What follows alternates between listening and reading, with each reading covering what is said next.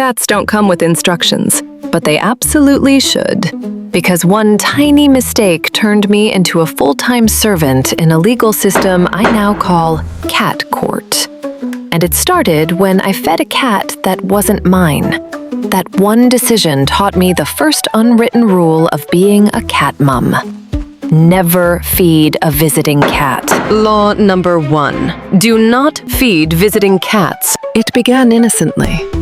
A cat started showing up near my house. Quiet, polite, not demanding. The kind of cat that looks at you like, I don't need help, but I'll accept it. And my heart did what hearts do. I left a little food out, just once. And that, Your Honor, is where everything went wrong. Because once you feed a cat, you're not feeding them. You're signing a contract. Law number 2. If it returns, it's claiming you. The next day, the suspect returned, then returned again. And suddenly, I had a scheduled hearing. Every day, same time. And I started noticing new evidence. The defendant was getting bigger. Like, bigger, big. And my imagination filed an emergency claim. Oh my God, she's pregnant. I started panicking in that very specific way pet lovers panic, with love and Google and absolutely no qualifications. Cat law number 3. Don't diagnose a cat with your imagination. So I did what any responsible citizen would do. I transported the defendant to a licensed professional, to the vet. And I was emotionally prepared for every possible outcome. Pregnancy, babies, responsibility, the entire future. I walked into that clinic like, I will be strong. I will raise this cat family. And then the vet took one look, did a quick check, and delivered a verdict that ended my whole case in one sentence. He's not pregnant. Not pregnant. Because not a she. Law number 4. The vet will humble you. The vet read the findings like a formal report. He's male, he's healthy. He's just overfed. Overfed. Your Honor, I was in here drafting a full maternity storyline. And the defendant was simply living a buffet-funded lifestyle. Then came the final twist. The vet ran a scan, and beep, microchip, meaning he wasn't homeless, he wasn't lost, he wasn't astray, he was legally registered, somebody's cat. A neighbor's cat. And I'm sitting there like, so I've been running a free restaurant for a cat with an address. Law number 5. You will get attached anyway.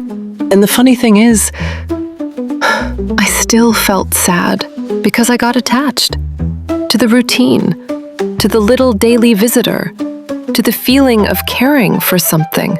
Because when you're a pet person, your heart doesn't go, objection, this is temporary. Your heart goes, that's family. So when we stopped feeding him, the house went quiet, like court went into recess. And then my brain made a dangerous filing. It said, well, we should get a cat. Cat law number 6. Heartbreak leads to just one kitten. Now here's the detail that makes this case very me. Exhibit A, an ad I used to love, the McVitie's biscuit ad. I saw these British Shorthair kittens, plush round faces, teddy bear looks, and my heart immediately reached a verdict. Not a normal kind of love, more like, this has changed my brain chemistry. So when I decided to get a kitten, I already knew what I was filing for. A British Shorthair, a little cloud with legs. I went to view the litter, and there they were, tiny, round, fluffy, little dumplings with attitudes. And then I saw him. Exhibit B, the biggest one, the confident one. The one who looked like he was already running the courtroom. I didn't deliberate. I didn't consult counsel. I just pointed and said, that's Romeo. And the universe, like a judge, went confirmed. Law number 7. The first cat car ride is pure drama. Now, the transport home. Listen, I assumed Romeo would be calm, quiet, curious, maybe even a little sleepy. No, Romeo filed non-stop objections like he was being extradited to another planet, like a full emotional performance. And I'm sitting there, court-appointed comfort officer, whispering, "It's okay, baby, it's okay," while he's in the carrier performing a tragedy album, track 1 through 12. Law number 8. The carrier is a safe house.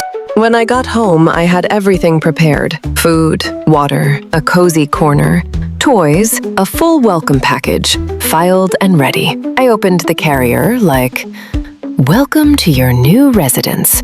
And Romeo said no. He didn't come out for a long time. Not because he didn't like us, but because he was processing the evidence. New smells, new sounds, new everything. So I did what any respectful assistant would do. I stayed quiet. I waited. Because in this court, safety comes first. You don't force a kitten to testify. You let them feel safe first. Cat law number 9. Once they step out, they own the place. And then, little by little, the defendant exited the safe house. One paw, one sniff, one cautious step. He inspected the premises, he explored, he selected a spot, and sat like the lease was already signed. And in that moment, I understood the truth. This wasn't a pet. This was a personality, a roommate, a tiny manager with fur. And that is how cat court began. Because once Romeo arrived, the statutes started writing themselves, the routines, the stares, the demands, and somehow I loved every second. Cat law number 10. If you close a door, they will appeal. And just when I thought court was adjourned for the night, Romeo filed an emergency appeal. Because I closed the bedroom, and apparently that's a constitutional violation. So there I am, trying to sleep, while he's outside climbing the net like a tiny furry burglar, making noises like, "Your Honor, release me." Cat law number 11. If it fits in their mouth, it's evidence. And then there was the felt wand incident.